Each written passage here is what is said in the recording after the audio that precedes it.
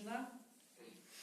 Здравствуйте, уважаемые слушатели. Я очень искренне сейчас буду говорить, не потому что там выставлен приз, не потому что я хочу на халяву там что-нибудь выиграть. Я сегодня говорю слова благодарности мужчине, первому моему мужчине, который покорил меня своей внутренней силой. И этот мужчина, за которым хочется идти. Я пришла вообще на тренинг на тему бизнеса. Пришла. Первое мое такое состояние, это всегда так бывает, я очень много тренингов, семинаров прошла за всю свою жизнь, немножко такое скептичное отношение к мастеру всегда у меня присутствует.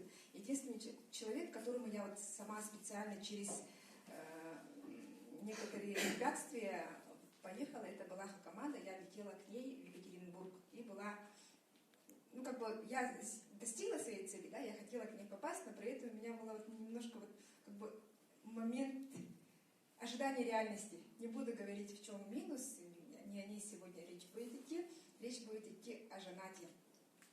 Потом, вообще, я туда попала по службе, скажем так, но меня засосало, затянуло, я захотела еще, я попала потом на тренинг мужчины и женщины, и где-то на этом этапе что-то щелкнуло, даже единственное такое слово, фраза его, которую я запомню на всю жизнь, это когда он сказал: «Вы, Светлана, курите».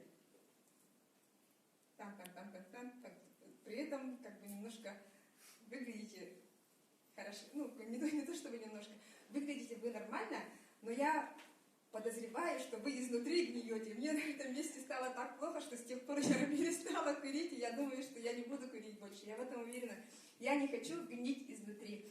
И какие-то эти фразы, которые мимоходом, они как-то очень сильно работают. Я даже не могу понять этого. Он уедет, а я буду, наверное, анализировать, почему так случилось, почему я перед вами стою такая красивая, такая женская женщина, Но мне еще работать и работать над собой. Но самое интересное, что у меня очень быстро все получается, я все хочу сразу.